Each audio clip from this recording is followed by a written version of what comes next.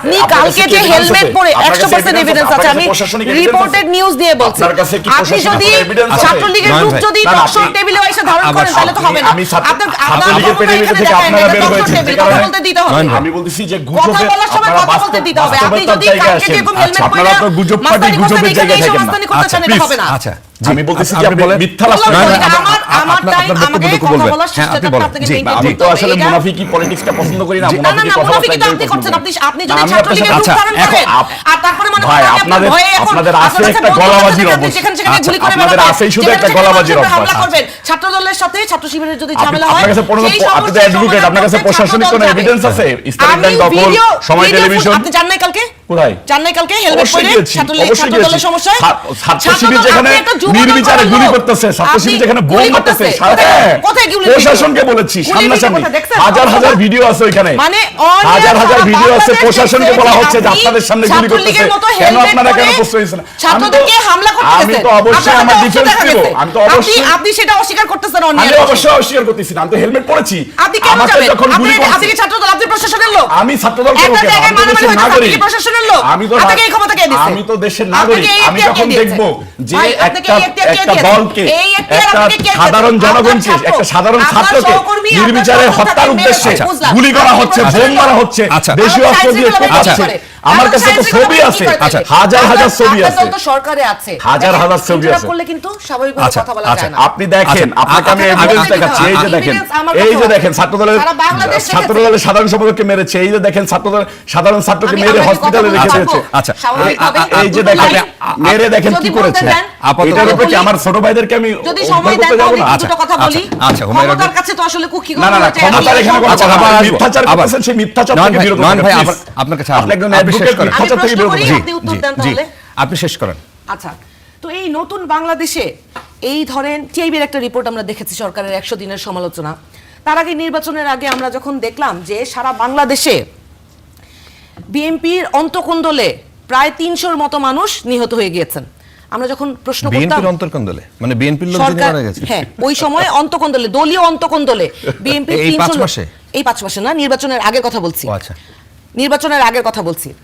তখন আমরা যখন এই টেবিলে বসে প্রশ্ন করতাম, তখন আমাদেরকে আমাদের বিজ্ঞ ভাইরা যারা এখন এমপি মন্ত্রী হয়েছেন, ওনারা বলতেন যে জনাব তারেক রহমান দেশে ফিরে আসলে এই যে একটা অ্যানোমালিজ বা অস্থিরতা ছাত্রদের মধ্যে বা মানে ছাত্রদলের ছেলে বলেন, যুবদলের ছেলেদের মধ্যে, এইটা কমে যাবে। আমরা কিন্তু বিশ্বাস করতে চেয়েছিলাম। অথচ যখন নমিনেশন দেয়া হলো, তারপর তো জনাব তারেক রহমান ফেরত এসেছেন, নির্বাচন সুষ্ঠু হয়েছে, আমরা মেনে নিয়েছি। সবারই কম বেশি অভিযোগ ছিল, সেটাও আমরা মেনে নিয়েছি। এই 5 মাসের টিআইবি রিপোর্টটা আপনি দেখেছেন ফারাবি ভাই?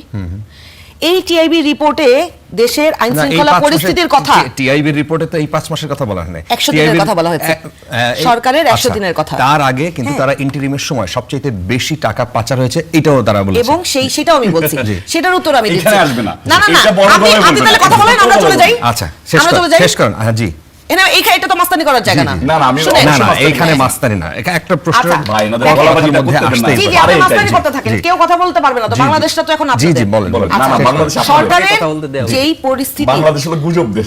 জি আপনি বলতে থাকেন, আপনার হাতে তো ক্ষমতা, আপনি গুলি করে গুলিও করে দিতে পারেন, আপনার সেই ক্ষমতা আছে। জি আচ্ছা দেখেন আমার কষ্টের জায়গাটা কোথায়। আমরা তো সারা বাংলাদেশের মানুষ এই সরকারকে ভোট দিয়েছে, দুটো ভোট দিয়েছে, সরকার বিজিত হয়ে রাষ্ট্র ক্ষমতায় গিয়েছে।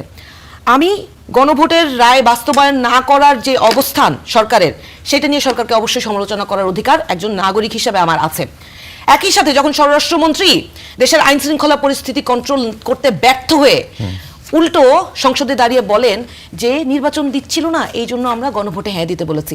উনি তো স্বয়ং প্রধানমন্ত্রীর যেই বক্তব্য, যেই আহ্বান, সেই আহ্বানকে উনি ছোট করলেন। কারণ প্রধানমন্ত্রী তো সারা বাংলাদেশের মানুষকে বলে নাই গণভোটের 4টা প্রশ্ন, নোট অফ ডিসেন্ট, এই কথা তো প্রধানমন্ত্রী বলেন নাই। প্রধানমন্ত্রী আনইকুইভোক্যালি সেইড দ্যাট আপনাদের অনুরোধ করছি আপনারা হ্যাঁ ভোট দিবেন।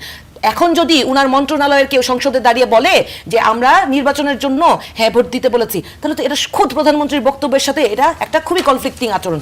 সমস্যা হচ্ছে কি, আমার দেশের প্রধানমন্ত্রীর আচার আচরণ, তার কথাবার্তা, উনি যখন বলেন যে প্রতিহিংসার রাজনীতি আমরা করব না, উনি যখন বলেন যে আমার ব্যথা কি চলে যাবে, আমার মাকে যারা নির্যাতন করেছেন, তাদের সাথে তারা আমার সাথে যা করেছে আমি সেইটা একইভাবে করলে সেটা কি তাহলে আমি আমার কষ্টটা কি ফেরত আসবে কিনা? একই প্রশ্ন আমার উনার কাছে, যে আপনি যেই মানুষ আপনি নিজে নির্যাতিত হয়েছেন, সেই মানুষ আপনি আপনার সাথে যারা নির্যাতন করেছেন তাদেরকে আপনারা ছাত্রদলের কমিটিতে ঢুকান, আপনাদের সাথে তারা নানান কমিটিতে তারা দলে দলে যোগ দিচ্ছে, এটাও তো গণমাধ্যম থেকে আপনারা জানেন, তাতে আপনাদের অসুবিধা হয় না, তাদের সাথে আপনারা সহ অবস্থান করতে পারেন। অথচ এই গণ অভ্যুত্থানে যারা আপনাদের জন্য গুলি খেয়েছে, যারা আপনাদের জন্য সামনে দাঁড়িয়ে ফ্রন্ট লাইনার হয়ে তারা লড়াই করেছে, আজকে তাদেরকে আপনারা ভাইয়ে ভাইয়ে কাঁধে কাঁধ না মিলে আপনারা তাদের উপরে হামলা করেন। ছাত্রদলের সাথে ছাত্র শিবিরের সমস্যা হয়েছে, ধরেই নিলাম ছাত্র শিবির করেছে, আমার পাশে সাবেক ছাত্র শিবিরের একজন আছেন, উনি ব্যাখ্যা দিবেন হয়তো, আমি তো ছাত্র শিবির করি না, আমি জানি না। আপনি ছাত্র শিবির যদি অন্যায় করে, আপনার প্রশাসন কোথায়, স্বরাষ্ট্রমন্ত্রী কোথায়? বাংলাদেশের আইন শৃঙ্খলা নিয়ন্ত্রণ করার জন্য একটা মাদ্রাসার অধ্যক্ষ ছাত্র দলের নেতাকর্মীদের হাতে আলিয়া মাদ্রাসার অধ্যক্ষ নিজে অভিযোগ করেছেন যে ছাত্র দলের, সেটা আপনি ব্যাখ্যা করেন আপনার সময়, ছাত্র দলের নেতাকর্মীদের হাতে আলিয়া মাদ্রাসার অধ্যক্ষ ধৃত হয়েছে। আমি বলছি তো, আপনি ব্যাখ্যা দেন আপনার সময়। তারপরে আমার কথা হচ্ছে, ধরেন যেই করুক, আমার স্বরাষ্ট্রমন্ত্রীর নিয়ন্ত্রিত আইন শৃঙ্খলা বাহিনী কোথায় ছিল? উনাকে কেন হেলমেট পরে ছাত্রলীগের রূপ ধারণ করতে হইলো? এই বাংলাদেশে কি এই বাংলাদেশে পরিষ্কার। আমি আমাদের সাথে যুক্ত হয়েছেন জাহিদুল ইসলাম, তিনি সাবেক কেন্দ্রীয় সভাপতি ছাত্র শিবিরের। জাহিদুল ইসলাম, এই যে আজকে 5 আগস্ট 2 বছর পর আসলো, আপনারা যেখানে কালকেও আমরা এই আলোচনা করেছি, কালকে এই আলোচনার টপিক ছিল, শুরুটা ছিল এরকম যে যেই জায়গাটায় ছাত্র শিবির, ছাত্র দল, ছাত্র শক্তি তখনও হয় নাই, অন্য বাম দল সবাই মিলে কিন্তু এই আন্দোলনের সাথে ছিল এবং সেটা অস্বীকারও কেউ করে না, কিন্তু এই জায়গায় এসে এত বড় বিভাজন, এটা কিভাবে তৈরি হলো? ধন্যবাদ। আমি শুরুতেই আজকে যেহেতু 5ই আগস্ট 36শে জুলাই দীর্ঘ একটি রক্তক্ষয়ী সংগ্রামের পর আমাদের অনেক শহীদ, অনেক ভাইদের আহত পঙ্গুত্বের বিনিময়ে আমরা একটি স্বাধীন এবং দ্বিতীয় স্বাধীনতা যেটাকে আমরা বলছি সেটা পেয়েছি। তো আমি শুরুতেই শহীদদেরকে স্মরণ করছি এবং তাদের শাহাদাতের জন্য আল্লাহর কাছে দোয়া করছি, আল্লাহুম্মা আমিন। সেই সাথে যারা এখন আহত পঙ্গুত্ব অবস্থা আছে তাদের সুস্থতার জন্য দোয়া করছি। দেখুন, দীর্ঘ একটি ফ্যাসিবাদী যে শাসনের মধ্যে আমরা ছিলাম, মত প্রকাশের কোনো স্বাধীনতা ছিল না। এরপরে যারাই সরকারের বিরোধিতা করতো তাদেরকে হয়তো হত্যা, অথবা গুম, অথবা তাদেরকে আয়নাঘর, অথবা তাদেরকে পঙ্গু করে ছেড়ে দিত। তো বিএনপি, জামাত অথবা আরও যারা ছিল সে সময় শক্তি, যারা ফ্যাসিবাদের বিরুদ্ধে অবস্থান নিয়েছিল, তাদের ভিতরে একটাই পরিচয় ছিল যে তারা মাজলুম, তারা জুলুমের শিকার হচ্ছে, তারা জালিমের বিরুদ্ধে অবস্থান নিতে চায়। রাজনৈতিক শক্তি পাশাপাশি সেখানে সাধারণ মানুষ থেকে শুরু করে সকল শ্রেণী পেশার মানুষ যুক্ত হয়েছে। আবার বলছিলেন যে উনি হয়তো রাজনৈতিকভাবে ততটা ইনভলভ ছিলেন না, কিন্তু আমরা দেখেছি এখানে ছাত্ররা যদিও আন্দোলনটা শুরু করেছিল, কিন্তু প্রত্যেকটা শ্রেণী পেশা, একবারে শিশু থেকে বৃদ্ধ পর্যন্ত এবং শ্রমিক শ্রেণী থেকে শুরু করে এলিট শ্রেণী, যেভাবে আপনি বিশ্লেষণ করুন না কেন, সবাই অংশ নিয়েছে। উদ্দেশ্য কি ছিল? আমরা একটি ফ্যাসিবাদী বাংলাদেশ চাই। তো আলহামদুলিল্লাহ আমরা ফ্যাসিবাদী বাংলাদেশ বা হাসিনা মুক্ত, ফ্যাসিবাদ মুক্ত বাংলাদেশ বা হাসিনা মুক্ত বাংলাদেশ আমরা পেয়েছি, কিন্তু ফ্যাসিবাদের যে ফ্যাসিবাদকে ভেঙে দেওয়ার যে একটা কাজ, সেটা হতে হয়েছে। কিন্তু আমরা যেটা দেখছি যে আসলে ফ্যাসিবাদের যে শিকড়গুলো এই বাংলাদেশে বিভিন্ন রাজনৈতিক স্ট্রাকচারে বা যেভাবে ফ্রেমিং করুন না কেন, এটা যে শিকড়গুলো রয়েছে এটা কিন্তু আসলে উপড়ে ফেলতে আমরা পারিনি। তো এই ক্ষেত্রে আবার যেটা দেখছি যে বিএনপি ক্ষমতায় এসেছে, যেভাবে হোক ওনার ক্ষমতা এসেছে, মানুষের সাপোর্ট নিয়ে হোক, ইঞ্জিনিয়ারিং হোক, বিভিন্ন বিশ্লেষণ আছে। এটা যেভাবে হোক মানে ভোট হয় না, হ্যাঁ ভোট হয়েছে, কিন্তু ইঞ্জিনিয়ারিং বিশ্লেষণ আছে, আমি সেটা বলছি, যেভাবে হোক ক্ষমতা এসেছে। তো সেখানে এসে এখন আমরা যেটা দেখছি যে ওনারা একদম দ্বিচারিতা করছে জুলাইয়ের সাথে, জুলাইকে ন্যারেটিভকে দ্বিচারিতা করছে, জুলাইয়ের ক্রেডিট নিয়ে দ্বিচারিতা করছে, এবং সবচেয়ে যেটা আশঙ্কার জায়গা, যেটা আমরা হাসিনার রূপের মধ্যে দেখতাম, আমরা যদি এখন এখানে মানে প্যারালালি দুইটা স্ক্রিন বসান, যে হাসিনা যে কাজগুলো করতো সেটা এখন আমরা বিএনপির মাঝে দেখছি। এরপর ছাত্রলীগ যে কাজগুলো করতো সেটা আমরা ছাত্র দল এবং দেখছি। এখানে আমি খুবই মানে এসে ভাইকে দেখলাম, তো গতকালকে সারাদিন ভাইকে আমরা স্ক্রিনে দেখেছি, টিভি মিডিয়াতে দেখেছি আপনাদের মাধ্যমে। তো সেখানে দেখেছি ভাই হেলমেট পরিহিত অবস্থায় হাতে অস্ত্র নিয়ে তিনি লিড দিচ্ছেন, এবং কিছু কিছু জায়গায় তিনি পুলিশ, ওটাকে কি বলে যে GA5 নাকি বলে এগুলো, আজকে যেটা আপনারা খেলনা না না আজকে যেটা সারা বাংলাদেশে যে শিবির হাতে নিয়েছিল ওইটা। আচ্ছা আচ্ছা, আপনার বাসায় যদি খেলনা হয়ে থাকে তাহলে আমি খেলনার কথা বলছি। আচ্ছা ঠিক আছে, যে ভাই কিছু খেলনা নিয়ে শহীদ মিনার প্রোগ্রাম, আমি যদি একটু আপনাদেরকে দেখাই, এই যে এখানে একটা বড় খেলনা হাতে আছে, এটা সবুজ কালারের খেলনা এবং হেলমেট পরিহিত অবস্থায় আছে। এরপরে আপনাদের হাতে ছিল না, আমাদের হাতে না, এটা আমরা গণমাধ্যম ছিল, এই অস্ত্রগুলো আপনাদের হাতে ছিল। দেখুন ভাই, ছিল কিনা? আমার হাতে যে খেলনাটা ছিল এটা আপনাদের হাতে সারাদিন ছিল কিনা? হাজার হাজার দেখুন নয়ন ভাই, আমরা ভেবেছিলাম যে আপনি তারেক রহমানের গাড়ির পিছনে দৌড়ান, এটা ঠিক আছে, আপনার দলীয় লিডার প্লিজ বলতে দেন, প্লিজ ভাই বলতে তো হবে। আপা বলতেছিলেন দেখলাম সেম কাইন্ড অফ ভাবছিলাম হয়তো উনি বুঝবেন।